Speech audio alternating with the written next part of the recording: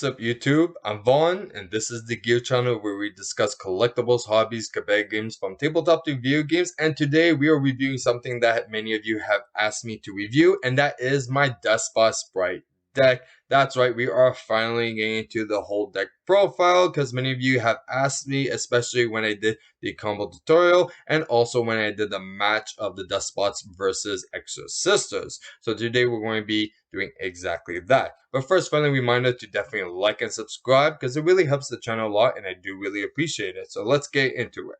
So starting first, we're going to start with the Deskbot because off the bat, when you look at the deck, you can see it's very going second. Now the reason why it's built like this is because it usually needs at least 2 to 3 cards for it to combo off, and because of that it kind of makes it a little bit breaky, so it's very reliant on the 6th card, and also it's not really that good to be going second on its own, so it can't really deal with too many interruptions. So this is why it focuses mostly on going second, so we have the right hand trap, the right cards just to interact with our opponent's deck, especially for today's meta. So it's really focusing on going second, and this is what definitely showed a lot of consistency and definitely how it's been benefiting a lot more.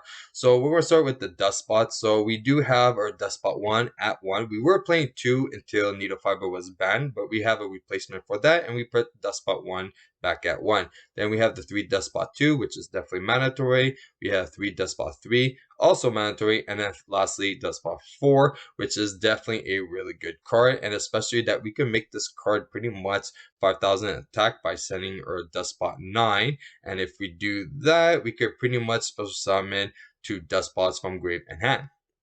So next we do have a Deskbot 5, really good card. If we special summon it, we could definitely pop a spell trap or opponent control, or even ours if we really want to. If it's destroying the pendulum zone, we could actually go and special summon a Deskbot from a grave.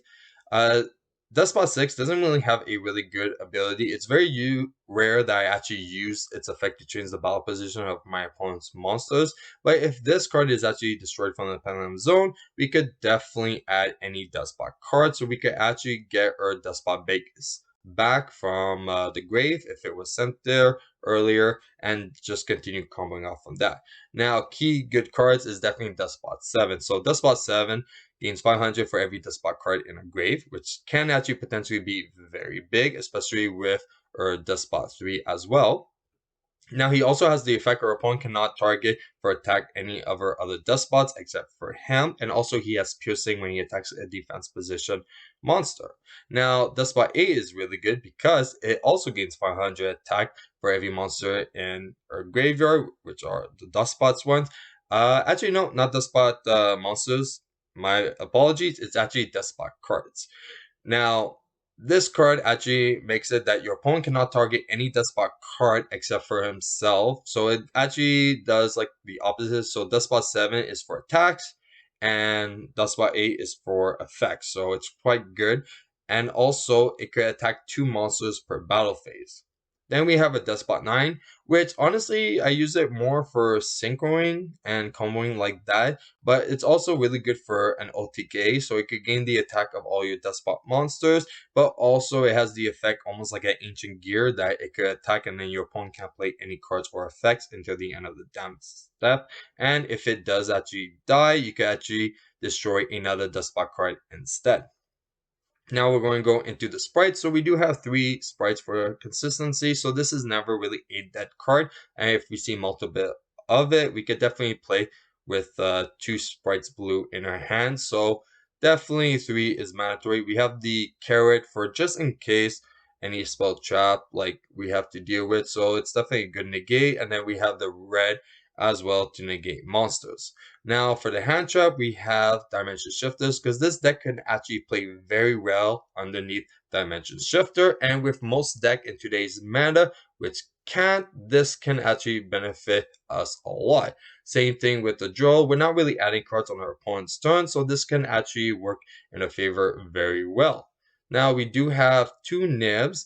Now, this isn't really too mandatory, but this is also a very rare occasion that it might come up and we might benefit a lot, especially if we have other interruptions with it as well. It might be good.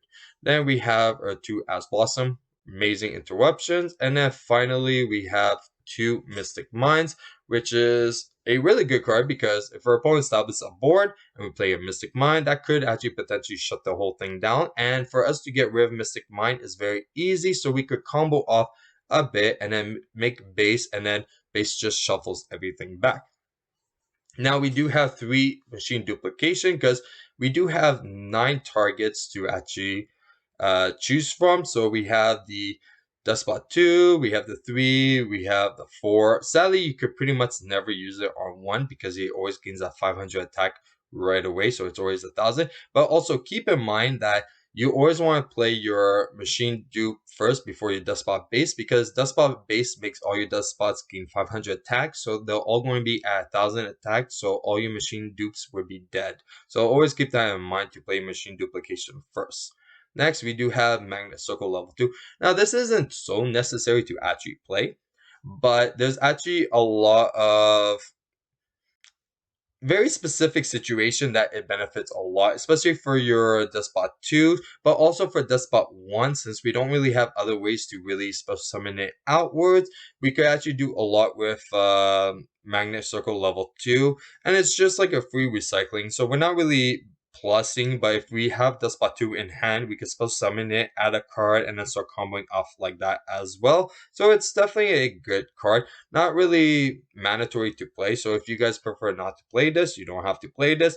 But me, I've seen a lot of potential and it does help in a lot of situations.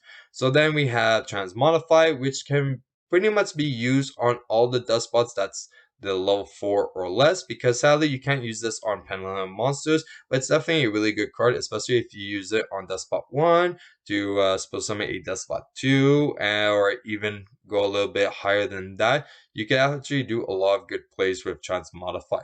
Next, we do have Call by the Grave in case of any interruptions.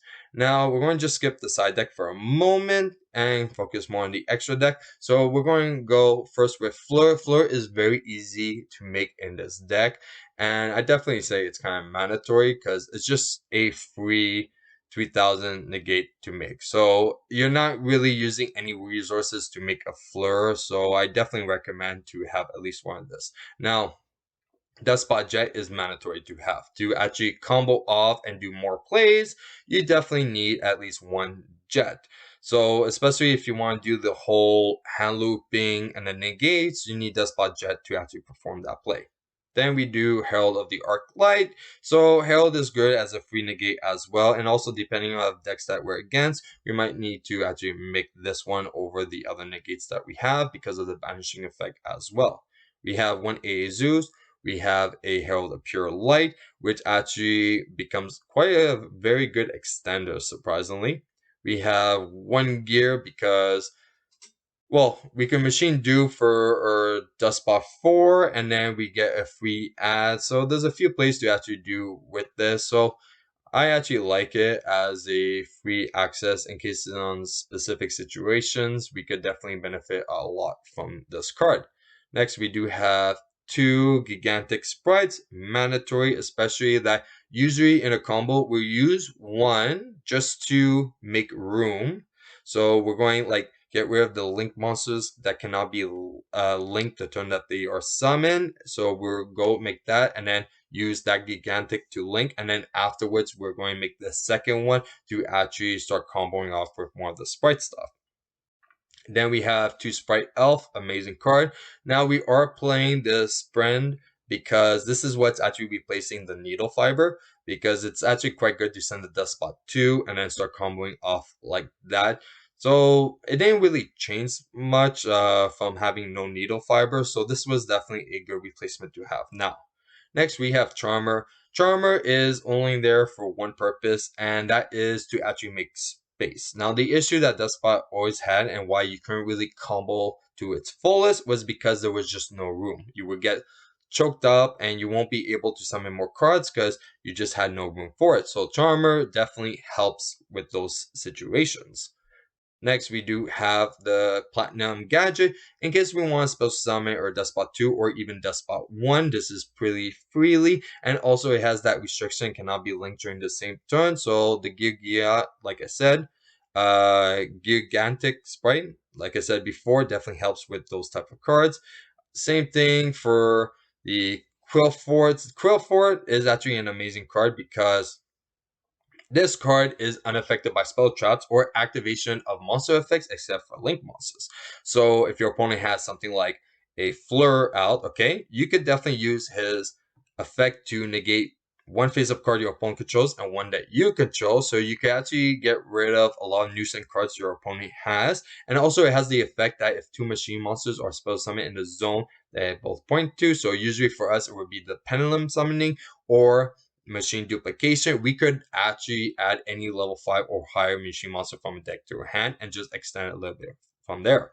Lastly, we do have Appaloosa, which is definitely needed because it's very easy to make Appaloosa with 4 negates and even after doing the hand looping as well, and it just clears the board very easily, and that's what we really need. So if we can make Appaloosa right away and then have room to actually summon more monsters, it's definitely a good card to have. Now for the side deck, the reason why I saved this for last is because every single local event is different. If it's at your store, if it's online, it doesn't really matter. This is why I don't really show side decks on my deck profile videos because every location is different. So what can work for me in my location events that I go to might not work for you because people are not playing the exact same thing. So for me, when I've been playing like online, this actually been the idea deck and side deck that's been actually helping me succeed. But I would not recommend you to do the same thing if you're not even playing against like the same type of decks that I've been playing a lot. So starting first, we do have Dark Ruler No More. Not really a big fan of Dark Ruler No More. I always prefer Forbidden Droplet, but we can't really afford any of the costs as well. And it's not so bad that we can't deal damage to our opponent if we could still do like the whole board wipe and shuffle everything back into the deck. So definitely really good card. We have 3 Twin Twisters in case we have to get rid of back rolls or nuisance cards. Same thing for back roll with Lightning Storms, but at the same time also monsters. We do have 1 Harpy's Feather Duster as well. And now this is where definitely a lot of people would disagree, but this is why I say it really depends what you've been going up against. So for me, I've been playing against a lot of sprites. So definitely the band play on.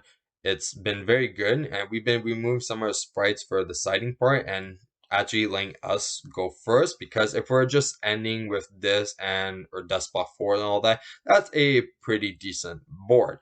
But for us, our Despots are all different levels, so we could actually play around this. And also we have the 3 goes in match as well, so we could actually focus mostly on earth monsters instead.